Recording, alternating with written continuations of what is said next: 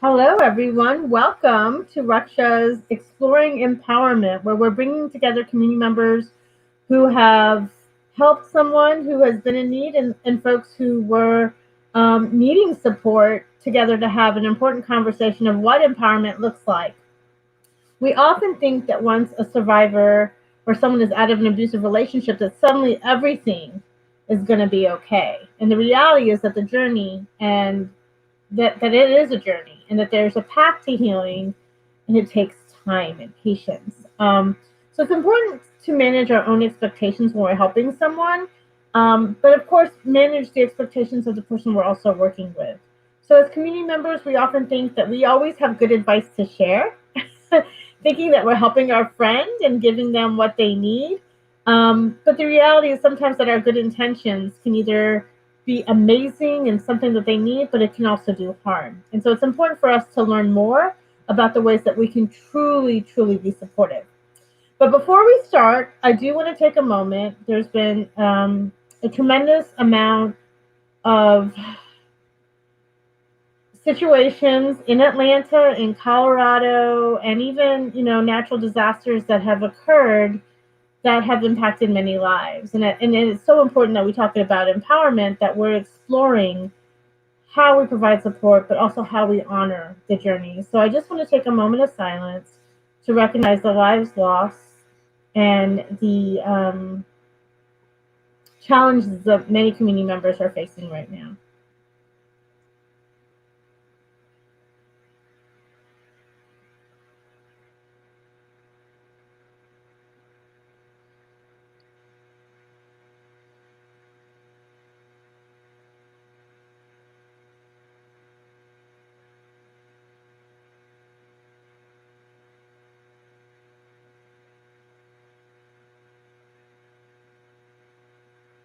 Thank you.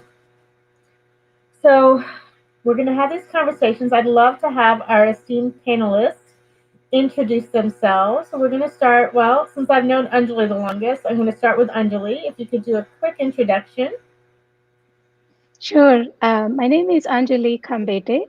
I am back to Atlanta. I've been away for some time, but I have been here for a while before that. And the best way I can describe, for everything is that, Raksha has helped me a lot over these years, going over 20 years. And so I'm really grateful for what Raksha has done for me. And I know that in today's conversation, we're going to talk to people who are helping other people, have helped other people. And I am one of the recipients of help that the community had given me a long time back. And so excited to be here. I really appreciate you inviting me to this conversation. Thank you, Anjali. And then I'm going to let Preeti introduce herself. Hey everyone, my name is Preeti Singh Farmer, and I've been in the US about 20 years. I'm also a domestic violence survivor, and my journey took a few years to come out of that situation that I was in. And Raksha was instrumental in helping me and providing me with the support that I needed at the time. And right now, I'm a strong women's advocate. I'm also a mom to two girls, and I hope that they feel empowered in the future, seeing their mom and other women around them. So I'm very glad to be participating in this conversation. So thank you, Parna, for inviting me. Thank you, Preeti. Next, we'll introduce Pratibha. Hi, good evening. My name is Pratibha, and I've been in Atlanta for 20 years as well. Um, I have been part of the IT industry and have led business units and sales functions for IT firms. And I've had, great amount of exposure working with other South Asian women.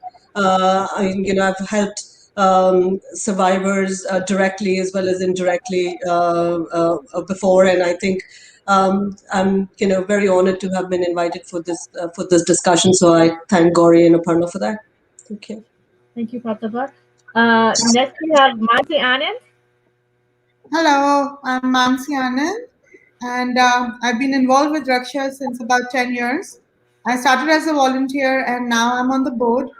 I enjoy every bit of being involved with this organization. It's great that how everybody in the community helps each other and are there for each other. And I'm thankful to Gauri and Aparna to have been to have invited me for this discussion today. Looking forward to speaking to all of you. So I'm going to give you a few disclaimers. One of them is, of course, if at any point this gets to be difficult, please take care of yourself, take breaks, and do what you need to do to just be grounded and support yourself. So I don't think we'll have anything too intense, but just in case, we never know. And then throughout the series, we will probably post resources.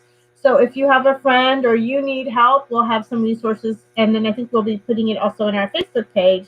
So that way you can get connected to any resource that you may need. For those of you who don't know, Raksha means protection. We've been around 25 years. We work towards healing, empowerment, and justice for South Asian survivors. And it's been a privilege to have been with this organization as we work to promote a stronger and healthier South Asian community through confidential support services, education, and advocacy. So the big question that I want to ask everyone is, what does empowering someone really mean? I mean, is it that someone empowers you? Or is it that, what is it? What is empowering? I'll go first. I'll get started. To me, empowerment, especially in the context of women, because we are always taught to be nice and to listen to everybody, and that's how we're raised. And I think that puts us at a disadvantage overall. But to me, empowering is to allow that person the freedom to really express themselves and be who they are, and really take the power back to where it belongs in with them. And I would second that. Um, Empowerment to me means the having the autonomy or the freedom. Could everyone else go on mute? Sorry, there's an echo. Um, so just the freedom to decide for yourself what you want to do with your life, and also having the confidence to be able to take those decisions. Um, so yeah, I mean, there are two aspects to empowerment.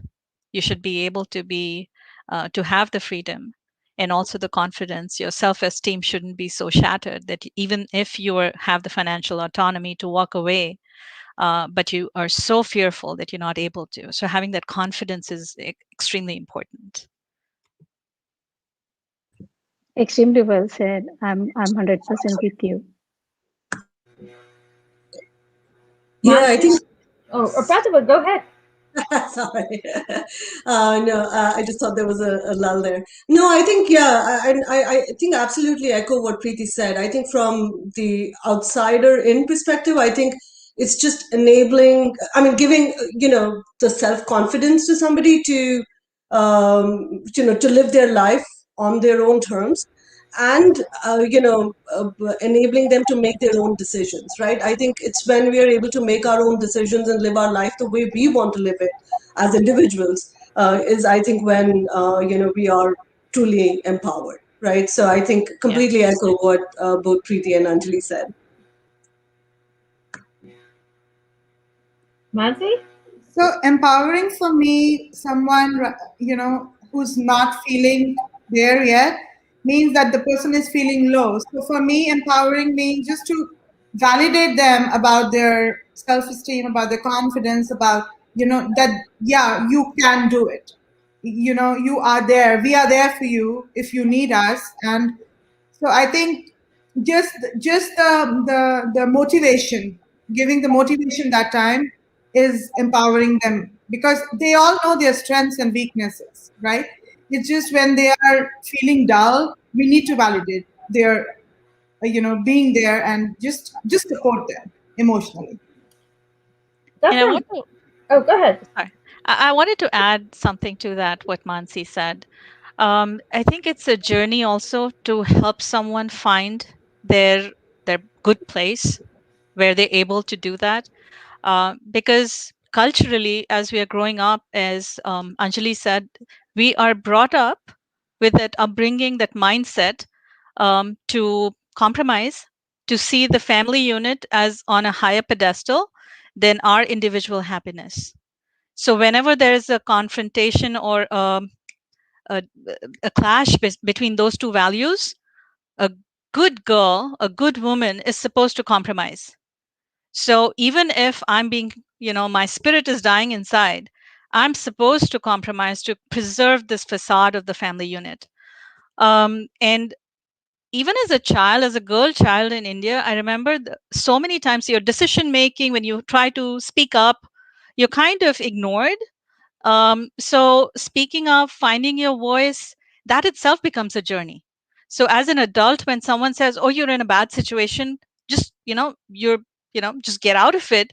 It's hard because you are not used to taking those even small decisions. And when someone is keeps on saying, "You're not worth it," you'll be, you won't be able to survive by yourself, and that's the only voice that you're hearing. The folks around you, your support system, is also saying, just keep your voice down, just say yes to whatever the person is saying.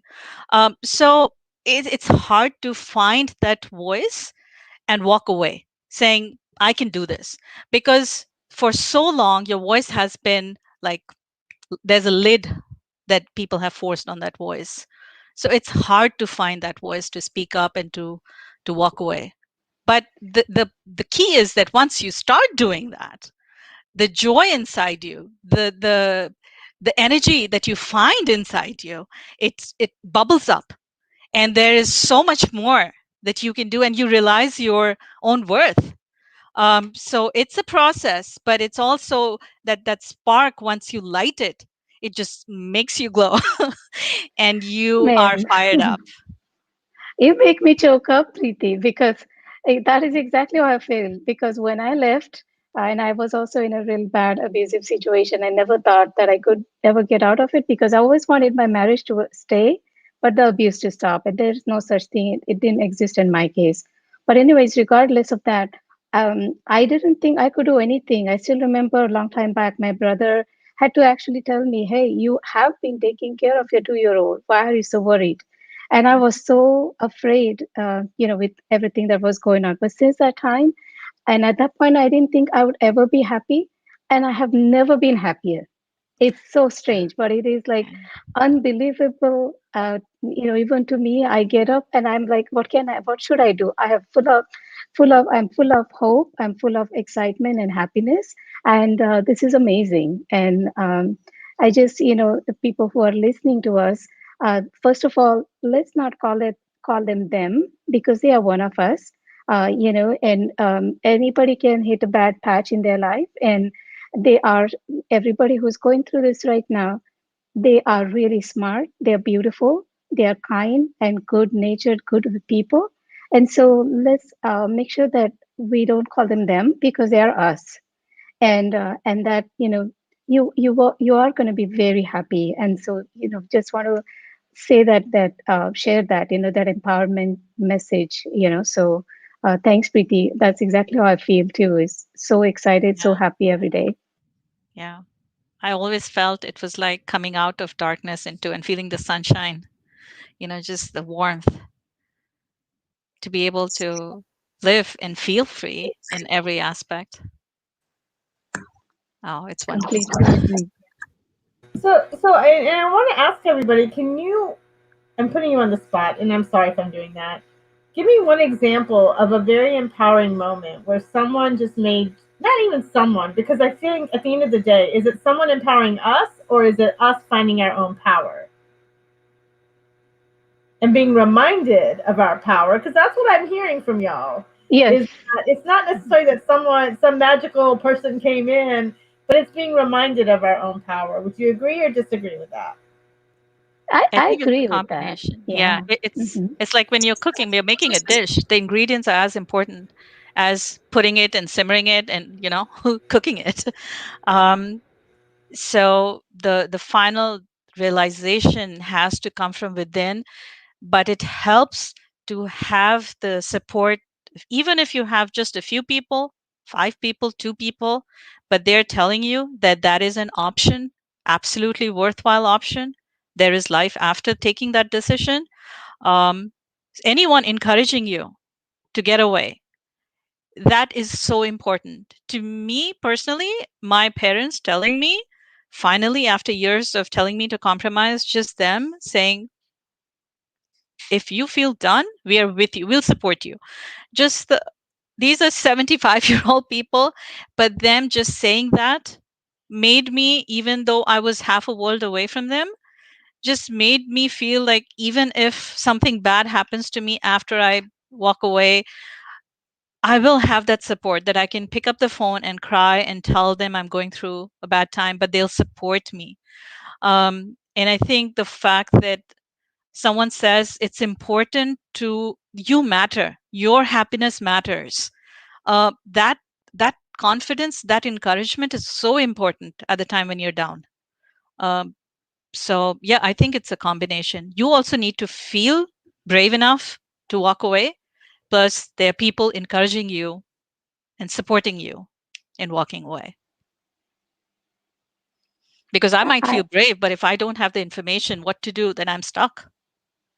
Um, you know, where do I go? How do I find a divorce lawyer? How do I find? Should I call the police? I'm scared. Will I be deported? Will my kids be taken away to foster care because I faced violence in my own home? My kids witnessed it.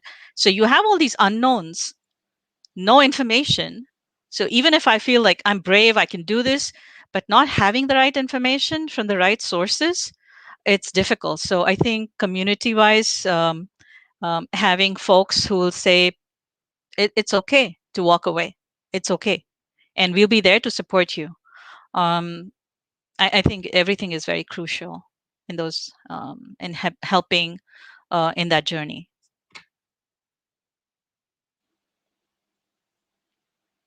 And I would also like to say something that Mansi said. How you said that, you want them to feel validated.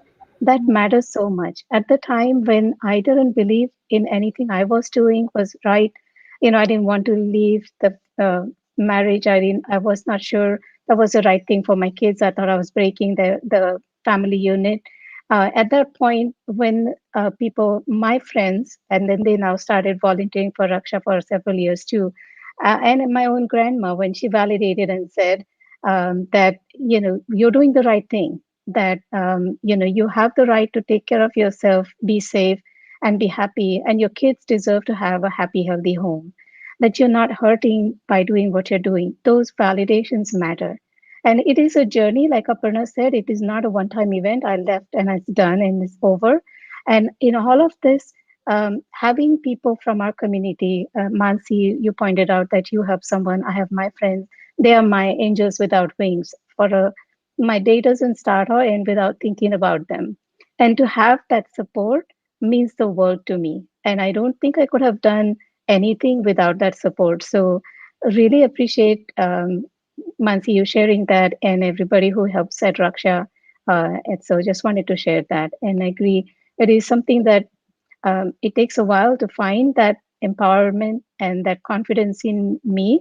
But, it takes a village and we can get there. And I'm proud to say that my kids both grew up really well. And I used to feel that stigma of a single parent and having the children growing up in a broken home, and seeing my kids do well in life, be good people, completely validates that I did the right thing and I feel good. And when I wasn't sure of myself, my community helped me see that. So, both sides. Great Thank point, you. Anjali. So Mansi and Pratibha, sorry. I'm such an ABCD in my pronunciations. You both have helped individuals in your community. And so, what was that like, and what did you have to learn in the process of supporting someone that was trying to leave an abusive situation or was in an abusive situation? Monty, I guess since your mic is off, I'll let you go first. So, when my son was little, we had a caretaker, Indian caretaker, and she had just come from India, and she was like an educated girl from India, and she came here, her husband's second marriage. She had her own son, but when she started working with us, her son was very little. Her husband was very, very physical, abusive to her, and she used to live with us. On the weekend, she used to go back home, and then it came to a point that her husband didn't want to even pick her up on the weekends, and so that's the time. It was like about 15, 16 years back that I got to know about Raksha, and we contacted Raksha. Raksha helped her. They coached her and her husband, and now they are a happy family. And that time, I had thought that I have to make sure that I start volunteering Raksha, because it's such a beautiful cause, like helping each other in the time of need and making families work together. So that's how I started volunteering with Raksha after a few years. So now they are happy, and it was just that it took few months for them to get into the reconciliation mode. But now I meet them as a couple, and they are very, very happy with each other. And I thank Raksha so much for that. And I think that was a like a catalyst for me to get into with Raksha. You know, I have been with Raksha since 2009, 2010, and I'm so happy of each moment being there with them. And just to manage expectations, we don't normally do coaching. What we probably did was make a referral and probably provide support for, because we don't do couples counseling where we can't do that, but we can make referrals and get people to get support. And of course, each survivor takes a different path, right? And each individual situation is going to be different. There are going to be some situations where folks are going to want to get help and make change, and there's some situations where folks don't. So I just want to make sure we give those disclaimers that each situation and each path and each journey is going to be different depending on the circumstances and the individuals involved. Pratibha? Sure, thanks. So I think mine was a little bit different. It's somebody that was a part of the extended family. And I think it got complicated by the fact that she was on a dependent visa, right? But she was highly qualified. She was, a doctor from India, had completed all her sort of written tests in the US, and then had like this formal, final, um, uh, residency applications to put in. And she needed to go and do rounds, follow some doctors before she could apply for her residency. And in that period, that sort of marriage completely broke up, and she didn't want to go back to India. Again, I think somebody talked about stigma within the families and how crazy it is, and so she stayed back in the US, and she came to live in Atlanta. And I think Aparna, you and I were talking about it. I'm not a psychologist, didn't have so this is a situation that you get faced with, and then you deal with it in a way that you know best, right? I mean, you sort of wade through it, right? And I think from my perspective, what as we talked about, there is how we handle it is really with a lot of push and pull. The pull was the empathy, sympathy, the validation, the self-esteem creation. She's a brilliant girl, right? She just had stopped believing in herself, right? And so the whole aspect of making her believe in herself, making sure she got her self-confidence back and her ability to make her own decisions, right? I mean, to the extent of what do you want to eat, that in itself was something she was very reticent about, right? I mean, what would you like to have for dinner? What are you, she just, or, and maybe she felt, that she was an outsider to this family, whatever it is. It was, uh, so that was the pull factor, making her empathetic to her cause, understanding where she's, helping her apply. Residency opens one night in August, last day of August, I think, and then both of us sat down that night and applied. And um, and the other factor was really the push factor, right? Pushing her to make these decisions, right? So her license was from California. For her to go, she had to make 3 trips to get her license changed from California to Georgia. Just lack of self confidence. Every question that the person there asked her, she would come back and say, "I don't have this document," and we'd be like, "No, you have this document. You have to go back." And she'd be like, "Why don't you come with me once?" And we were like, "No, you've got to do this yourself." So it was a lot of push, right or wrong, I don't know. I think, but we celebrated all her little victories. I think it started to help her bring her confidence back. And I think by March, she had, her residency, and, she stayed with me for about 10, 11 months. And she came in July and she left in June. So she, stayed with us for about 11 months. She's now a practicing doctor, remarried, has a child. But she, post moving out of my house, she really did blossom and bloom. And, she really found her voice. I think Preeti was talking about finding your own voice. And I think, that's what she did. So, but a very sort of hard fought journey for her. Yeah, I think it's a complicated. Yep.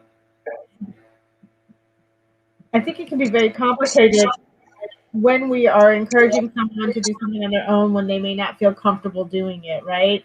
And so, what is the sweet spot? Like, the most examples that we can get. I think, Pratibha, you talked about a driver's license. Was that the. Yeah, a small task. And, she had a California driver's license, just changing that driver's license from California to Georgia. She had the, relevant documents. And you have to, she is a confident person. She's very, very, very educated. She's a bright young girl. So it's actually shattering at times to see that. But I think, you know, um, she pushed herself through a lot too. I think one of the other things, self confidence is very liberating, right? When you start gaining it, you realize that you can free yourself far more than others around you can. And I think that started to happen with her very quickly. So Yeah. So, I feel like part of it is encouraging folks and a healthy amount of pushing, not real pushing, right? no, I don't yeah, know what to say is people being reminded that they can do something, and sometimes they may not like it because they're scared and they're right, afraid, and they've been, it's taken time when you hear so much that you're not enough, that you can't do anything. It really does impact your own belief system. So it takes years and time to keep building that up. And so it's that reinforcement to constantly be reminded of your own power and that your own ability. And remember when you did XYZ, those are the important things. I think, Anjali, did you have a story of a friend that kind of, Mm-hmm. maybe a little Yes, nudge, and it was enough of a nudge, I don't know. agreed. And But I think, to be honest, in terms of the push, the one thing I will say is that I don't think that none of us, lay people, we haven't been in abusive situations, so we don't really appreciate the amount of danger a person can be in. And so I think when it comes to push, we and that's what my family and friends did. That was really nice. Is that they let the professionals make that, help me make that call, because for one is I had a gut feeling of how safe I was or not. And everybody should be able to trust their own gut feeling. Our gut is never wrong. And then that's the part where I think it would be wise to not push, and let the professionals sort of help make that decision or guide the person. But in terms of push and pull, I had a friend and I was really scared. And I, looking back, I still feel like why was I so scared? But I was, and there were reasons why.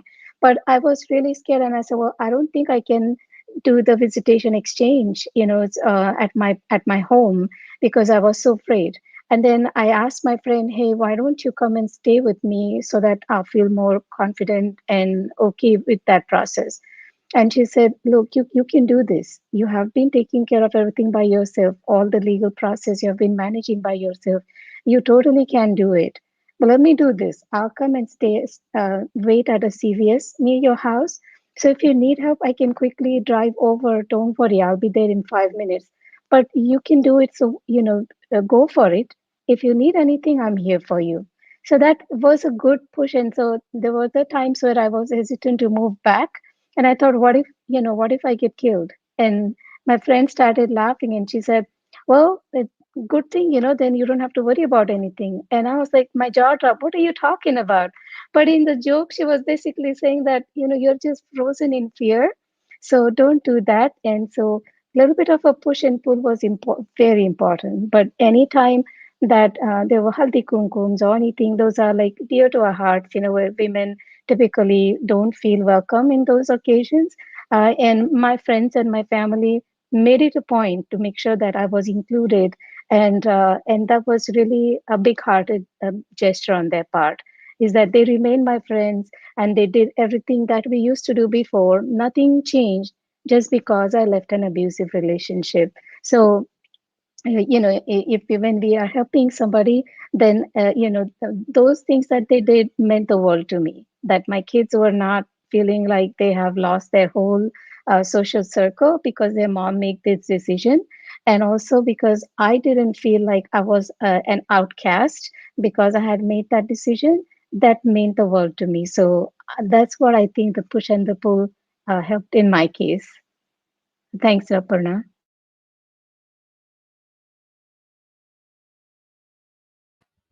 You're on mute, Aparna.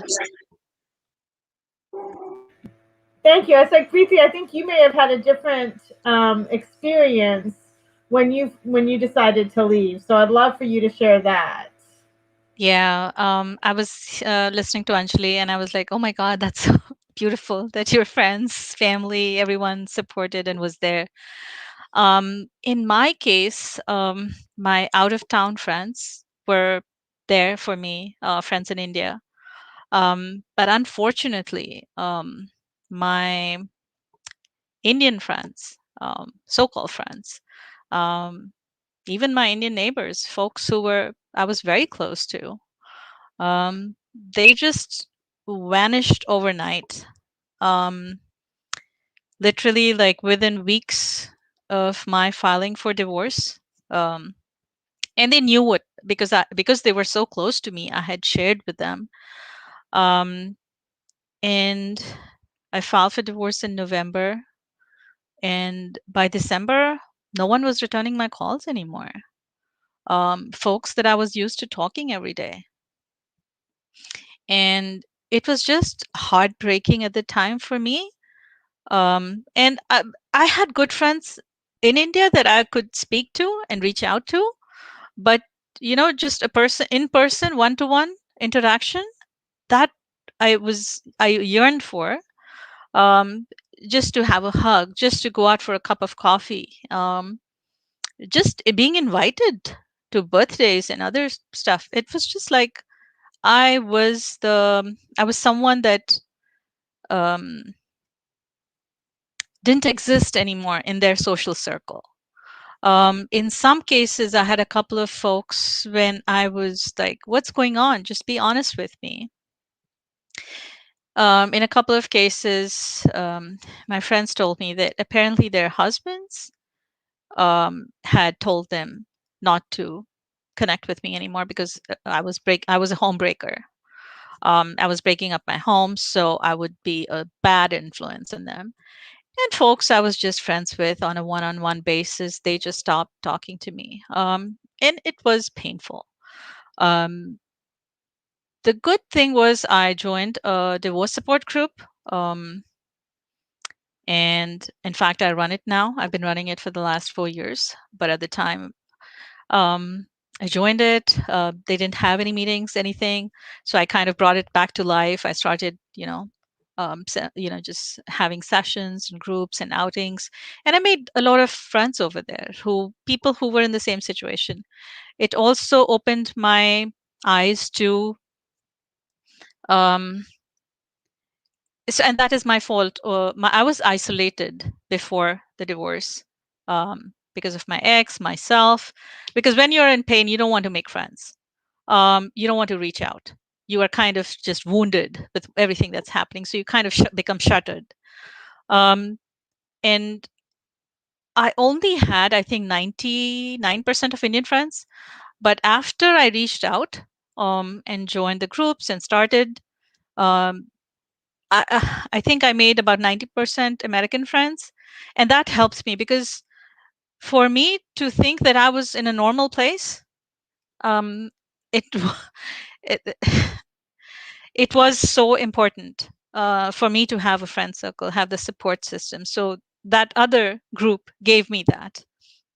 But I was disappointed, to say the least, in my own community at the time. I had couple of folks who said, the person who gave me, I begged her for help because she was well connected in the community. I didn't know any divorce lawyers. So she found out, gave some names to me, and she said, I'm giving it to you, Preeti, but I feel like I'm breaking up your home. I don't want any part in this. It was amazing to me that she would rather have me hit and in facing violence than help me walk away. And I don't blame her for that. I don't blame the others for that. But it is part of our upbringing. It's part of our culture that there is a ecosystem like this that exists. It's so hard to find help. I'm a cancer survivor also, and just the year before, I faced cancer, and I had so much support. It poured out from the community. I felt enveloped in love and caring. But during the divorce, except for Raksha, um, I can't recall anyone who was Indian in Atlanta who helped me, honestly. There were a couple of folks who gave me some names. You can reach out to this person, that person, but other than that 5 minute of help, yeah. So thank you, Aparna. That 1 year was unbelievably helpful to come and meet and to just be able to talk about what I'm going through and to be able to hear that that is okay to feel. That's absolutely normal what you're feeling and you're going through. And what you are doing is also absolutely the right thing to do. So, yeah, that was my experience. Preeti, I will also add to that. You're right. Like for me too, there were few people who have remained my friends over these last 20 years, and those are my guardian angels. But the rest of the Indian community, I have had a similar experience to yours. The questions I would get asked or taunted with were, "Why did she wait till she had two kids? It must not have been that bad. That is why she didn't leave." Or what did she do to cause him to be that way to her? Is so nice otherwise. So those are very hurtful. And then um, not many people invited us either, and my kids did suffer. So had it not been for these people who are my dear friends who have remained with me all these years, I don't think I could have survived, to be honest with you. And so when I said it, it almost felt like a Pollyanna approach. And I'm at this point choosing to just remember those times that were the positive ones. But I was very disappointed in how our Indian community as a whole there is so much stigma around it. You know, if there were Yeah. friends of mine who had husbands and they would sort of not want me to be around them because I don't know whether they thought maybe I'll just try to, be friends with their husband or something. But I have no interest in that. All I was thinking about is my kids and my life. And to be thought about that way was hurtful. And me too. I found much more solace in the support groups that I attended, and also the non-Indian community who were more open and didn't Yeah. think of me leaving my marriage as a big stigma, and they were appreciative of me trying to build a healthier life for myself and my kids. To them, going through the abuse and being in that situation, keeping my kids in that situation was far more detrimental than the Indian community of mine would let me believe. So I mean, I'm completely with you. As a Yeah. At a high level, that was really really uncalled for, but they went out of their way to make me feel little and make me feel guilty and hurt, and that was not right. Yeah. Yeah. Yeah. And You I know, sorry, go sorry. ahead. Yeah, Aparna, sorry. Sorry, Preeti, just take a second. I think, just being relatively new to the Raksha ecosystem and hearing some of this for the first time, I mean, I think Preeti and Anjali, both of you are all amazing role models. I think, just to hear you both speak, talk about your journey and be so open about it, it's, you know, 90% of the problem is that even if somebody is going through it or they have gone through it and they have come out of it on the other side, people in our community, especially South Asian communities, people hate to speak about it, right? Oh They yeah. don't. Yeah, I mean, 100%. you're Yeah. both on the other side of the stream, and yet I'm sure there's so many other women like you who've done it, who've waded through the mess and gotten out on the other side. But they, most people just hate to talk about it. So it's, it's. I mean, it's almost, I said bravo. I mean, it's all inspiring to hear your stories and being, you guys are articulating it and Yes. communicating it, for all the women out there who perhaps have gone through it already or are going through it right now. I mean, Yeah. it's just, sorry, Yeah. just, No, It's thanks, hard and it Pratibha. takes time. Yeah. Yeah, Go ahead. and I Sorry. think Anjali would agree with me that because we were in that situation and Yeah. faced that stigma and the feeling of that it's such a huge taboo to file for divorce, I think it's so important to raise our voice that other people hear and say, okay, if she did it, she's leading a good life. They have an example, as you said, Pratibha, role model, Yeah. to have those conversations. Um, Agree. to If I hear of someone like me who's taken that decision, who's a divorced woman but is happy, then I can say, there is life. But other Yeah. than that, all I heard before, oh, you're in your 40s, what are you going to do if you file for divorce, and known devil is better than this, just kind of stereotype typical stuff. Yeah. And again, as Anjali said, people who've not been in an abusive situation, it's very, very, very hard for them to relate.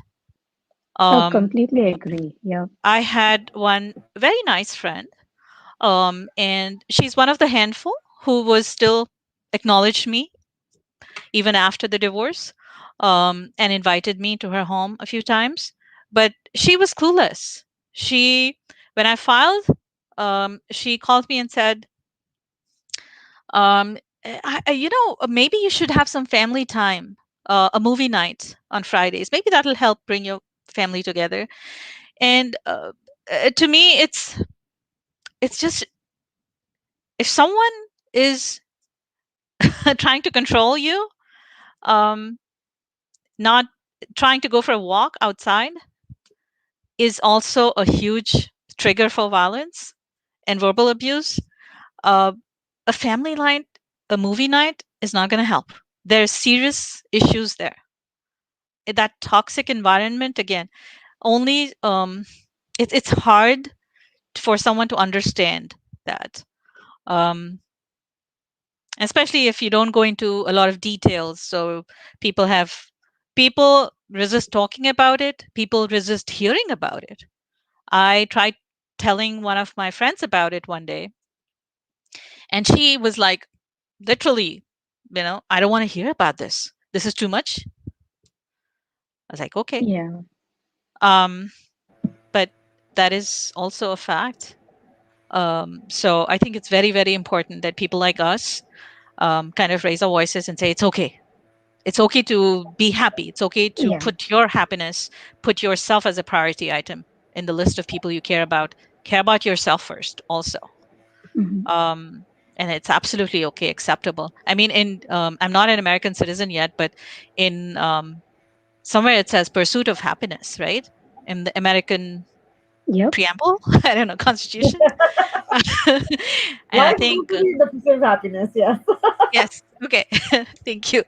So I think that is something that all of us need to learn, and it needs to be, absorbed. Because in India, it's we talk about women empowerment, and I think a lot of good things are being done right now. Um, I went to India a couple of years back, and I heard "Beti Bachao, Beti Padhao" type slogan, which was, I thought, very important. Can you Um, translate that for those that don't uh, think it could be? Save a girl child, educate a girl child. Okay. Because in poor North Indian Rajasthan, or just UP, I'm from UP, so poor parts, a girl child is seen as a burden. They're not educated. They're taken out of school. If a family is poor, they would rather educate a boy child than a girl child. A lot of times, girl babies are just infanticide. Girl infanticide is a reality in small, poor households in India, villages. It's becoming less and less, but I think female illiteracy is still an issue. Right. But yeah, I think that um, thing has to um, treating women right. Women's happiness also is important. Their voice should be heard. They shouldn't be seen as a burden or as an object. Because if you look at it in a marriage, the core of the family, the spine, revolves around the husband and the in-laws. Yeah. The bahu, or the daughter-in-law, is seen like someone as an added on. How does she add on to the glow of this main core of Earth? And in my mind, a marriage is a nice partnership where you kind of, there's love, respect, mutual respect, and love. And both of the partners find happiness together. It's not one person deciding everything and their happiness dominates everyone else's. There's no one person trumps the other person. But I Right. think that is something that needs to change in a patriarchal culture. I'm gonna And, ask. and And in our culture, we are so ingrained to believe that, and so we look at domestic violence through that light as, what did Yes. you to do to deserve that, and not realizing that it's about power and control, whether it's physical abuse, whether it's emotional abuse, financial abuse, psychological abuse, whatever. It really is about control. So it's not less to do with somebody. You know hurting you. It's more about them owning you, them thinking of you as an object that they can do whatever to you and get away with it. And the get away with it is the part that makes that person more and more powerful. And Yeah. to me, we have to make sure that nobody gets married with the intention of one day breaking the marriage. So when a person is filing for a divorce or going that route, we as a community have to realize that there is a reason why this person is doing what she's doing or he's doing. Most of the times it's women, but so I'm going to use she. And so, nobody makes that hard decision lightly. And so Yeah. respect that, and know that there has, and at that point, then know that for that family, for that unit, that is the right call.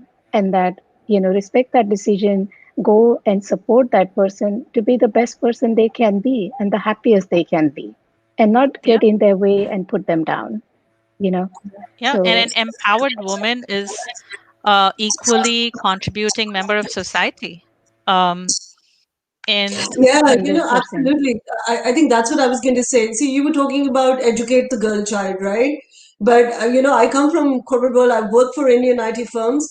That education does not equate empowerment, right? I'm sure all the Mm, friends that cut you off when when you were going through your downtime. I'm sure they were really educated, but they were not empowered. They didn't have a voice, right? They were No. listening to their husband saying, "Oh, she's broken a house, and therefore she's." That's the problem that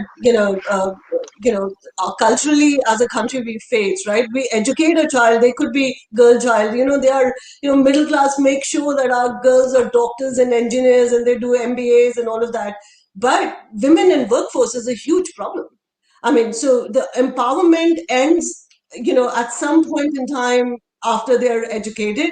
We're like, oh, we've educated, now you get married, now you have a family and you raise kids, and that sort of becomes the priority, of the woman over actually, working and finding the voice, being equal to the husband that, that she's, living with. So, the cultural nuances of empowerment in India, and especially, even if there's a slogan called, let's educate our girls, it just doesn't end there. It's No, like, It doesn't. And yeah, I it agree with doesn't. you. Absolutely. You're absolutely right, Pratibha. It's one of the ingredients. So it's just Yes. education table stakes, gives. it's just table stakes, right? That's what it is, I'm basically. so, Sorry. so- I'm sorry. I couldn't hear what you said. I It's said going. that's table stakes, right? Education is the least that you can do, and Yes. that is Yeah. not the starting point, right? So, Yeah. I think it's that's an just important the starting point. ingredient. But education should be seen that every girl should have it. Yeah. Now, in India, we educate a girl 90% of the time so that she can make a good marriage. That is the end result. I mean, however education you might give a girl, but right now, for a lot of, not everyone, but a lot of the women, the end goal for the family is shadi kara dete hain. Let her get married. Once, if she is highly educated, she might attract a highly educated groom. She might be able to get a groom who's an NRI. But the end goal, the be all and the end all, remains marriage. Now, but education is also important because if you need to remove yourself from harm's way, like even if my family is not with me, but situation is so toxic, if I did not have my education, if I didn't have my job, I would be financially constrained to stay in a harmful situation. So Mm-hmm. it is a very helpful ingredient, especially for poor women. If they are not able to sustain or look after themselves, the family does is poor. They won't be able to support. They don't want her to come back to their house. The husband and the in-laws are torturing her. They mistreat her. If she is financially dependent, then there is absolutely zero hope for her. No, no, absolutely. So I'm in agreement. But I'm saying that is the minimum entry gate criteria, Yes. right? Yeah. We Yeah. should be Yeah. educating our child. That shouldn't be, Yeah. a slogan. It Yeah. is a given. We should Well, be doing that, Yeah. right? The world should be educating their girl children, In right? terms of Okay. domestic violence, though, education is, it doesn't discriminate. So, like I myself, I have my engineering degree. I've been managing teams. I've been doing all kinds of, fancy things in IT industry for years and years. That didn't preclude me from going through what I went through. It is a very different ballgame. Education is needed so that a person can be self-sufficient, and then that in of itself at some point may help her. But at the same time, that like you both have said, is a starting point, and so with a grain of salt, yes, education is a good thing, but may not necessarily liberate or empower totally. Education does Yeah. is not equaling empowerment. You It know, is an important ingredient yeah, in it is empowerment. medium, but Without it, it's yeah, more difficult. That's what I mean. Because yeah, with education, you get a chance of Yeah. employment.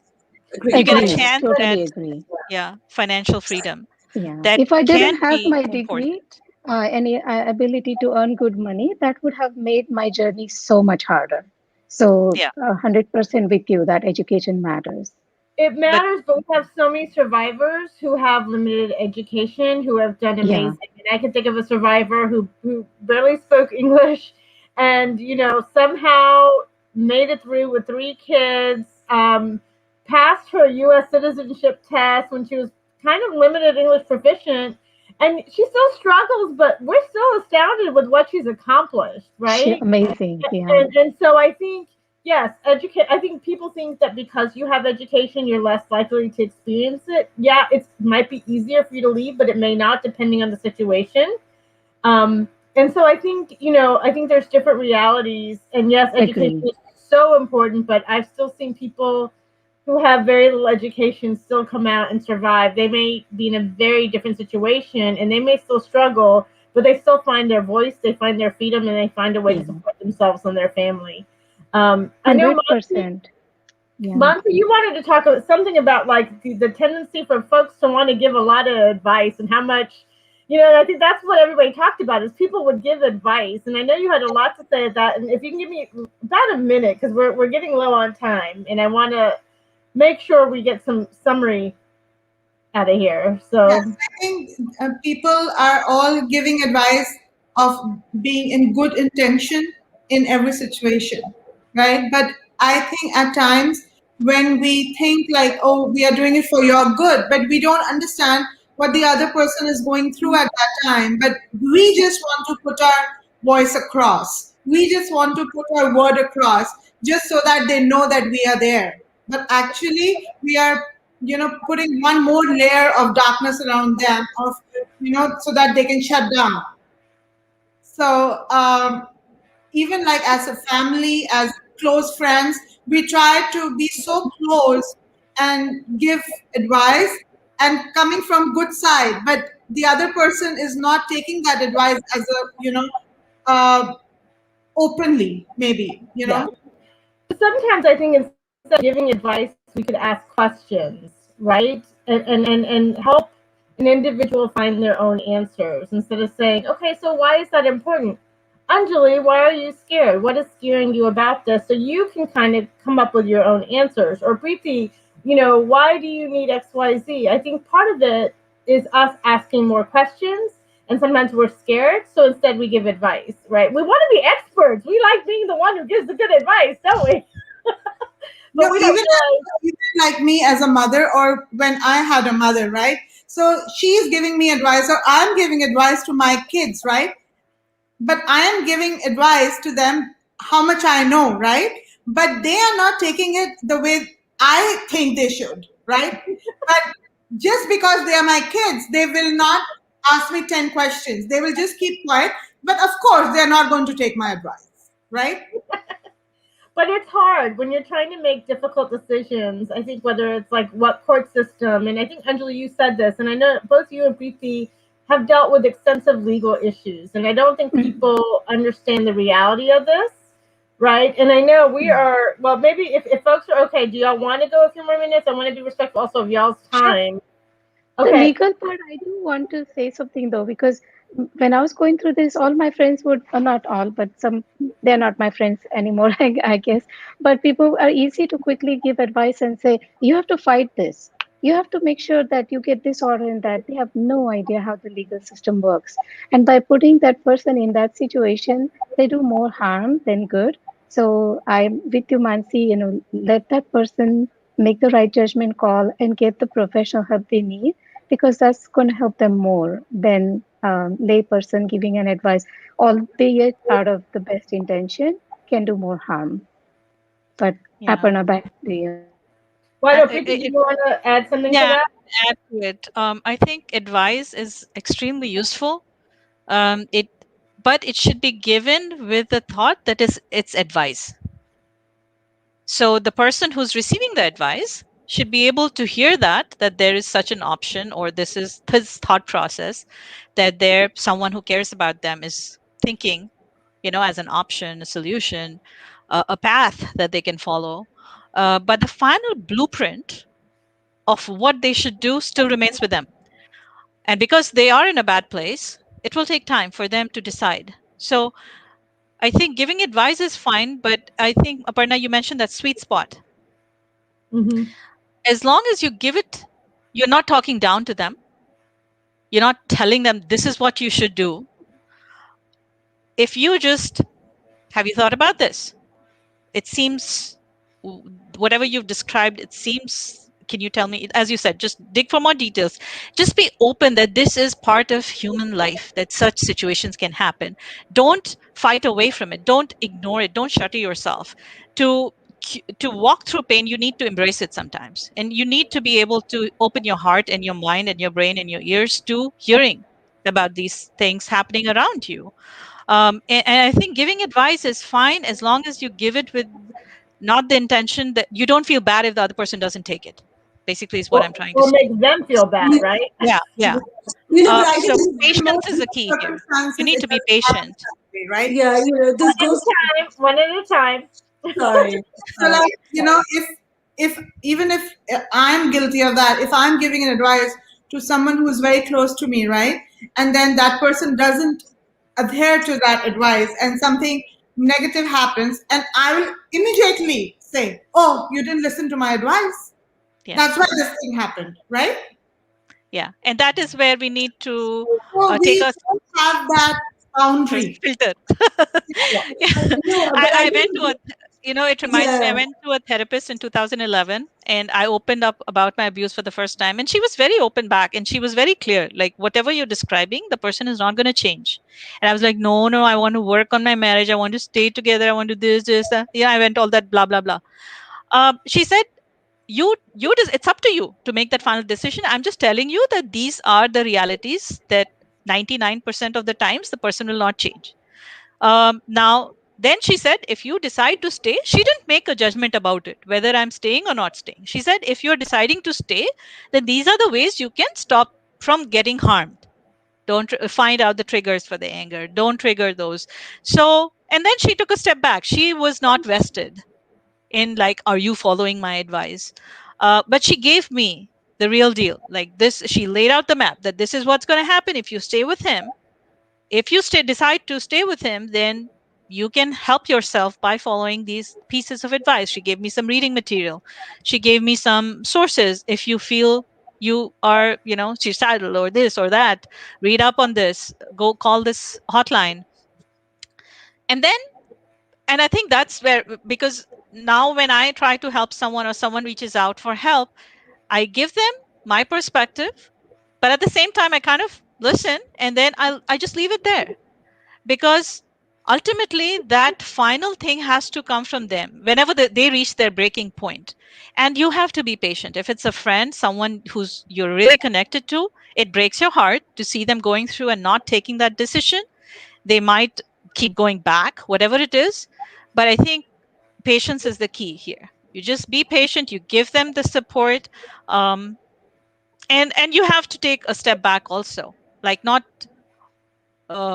feel that, oh my god, why are they not listening to me, why are they not listening to me? Yes. Because the point in giving advice is you kind of say, okay, this is what I feel, but it's up to you. And that's part of women empowerment too.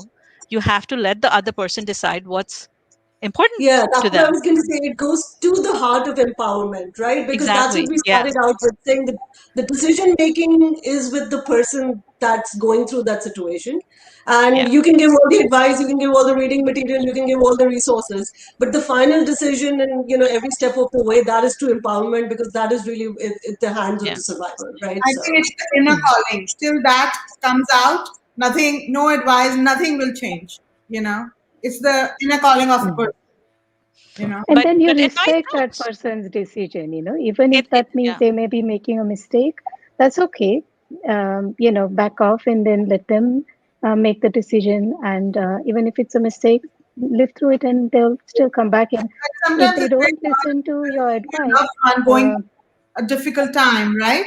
And yeah, they are not coming up to the situation where they can handle, and you are trying to help, and they are not trying to receive. It's very hard, you know. yeah. Yeah. And Yeah. at that point, then, still be there for them. Show up for your friend, be there as a friend. If they don't listen to your advice, that's okay. You still be there for them. That would be the right, like, that would mean so much to that person at that point. Yeah, I think So, the key is, sorry, I'll just say one thing. yes. I think if you just let that friend know that whenever they are ready to talk about it more, you are there for them. Whenever they are ready to walk away, you're there for them. And then leave it be. You can talk about other things. You don't have to keep talking about the same thing over and over again. But it's like that final thing on the camel's back. The day the breaking point is reached, they should have that someone to support them, to help them hold their hand, and just be sitting by their side while they go through that painful purge. Um, Yep. yeah. So That's all. what I'm gonna I want to just do a quick summary, and then I'm gonna have y'all leave with a piece of advice for survivors and a piece of advice for a friend. One quick ones, y'all, because we've gone over. But I want to summarize. So the things that are important is that when we're helping a friend, is to manage our own expectations and to really let them make the choice and remind them of their own power. We must remember that the decisions they make, whether to stay or to leave, are theirs to make and that they are the experts because leaving can also be dangerous. And it can be one of the most dangerous times. Individuals are more likely to be killed when they're leaving than in any time in the relationship. So we need to let survivors guide us and let us know because they're the ones living in the reality. A reminder for us to continue to be friends and invite our friends, even when they're going through a divorce, and to continue to show up. To ask questions as opposed to giving advice. We can give some advice, but also acknowledge that we are patient, that we let them make their choices, and let them know that we're still there for them. Okay? So, in leaving that, a reminder for folks to just take their time and to really remember one of the most powerful things is to remind individuals of their own power, their own voice, and that they will make the decision that is best for them when they're ready to make that decision. And we're just there to walk with them on that journey. So, keeping that in mind, quick pieces of advice, one for survivors and one for their friends or family members. Anjali. Okay. So for the survivors and people who are going through this situation right now, I would say you have the power in you. You always have had that. Use your power to empower, starting with yourself. And to the supporters and friends and family, I would say never stop loving this person. Never let go of their hand and show up for them every day. Preeti? My advice to survivors or folks in a bad situation would be to give yourself a hug, look in the mirror, and say you're beautiful, wonderful, and you're absolutely worth being happy, and you have every right in the world to be happy. So love yourself, and treat yourself as a priority. And my advice to folks around them would be to encourage them in making small decisions, big decisions, but encourage them to take their own decisions. Excellent. Mansi? Advice to the survivors would be positive, take one day at a time, um, think logically, self love, and go with your gut feeling. And to the family and friends, support the survivor, be with them, and just make them, just show them that you love them unconditionally. Okay, Rataba? I think to go back, I'm using Preeti's words here. I think self-love, right, and seek help, right. I mean, there's I think it's a moment in time, right. So you should seek help and love yourself, right. I think those. I think to survivors, and I think to friends around them. I think empathy, sympathy, give them, an ear, let them find their voice, find them resources, help them through their, downs and ups as well. But, stay away from making decisions for them or trying to push your decisions on them. Correct. It's their life. They've got to live it, and they've got to deal with every choice that they make. So it's got to be their Right. decision. Absolutely.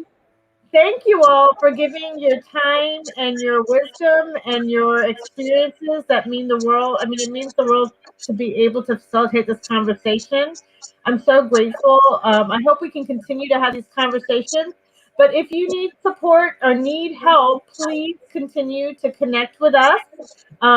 We can, if you want to support, we get lots of calls from family members that are trying to figure out how to support.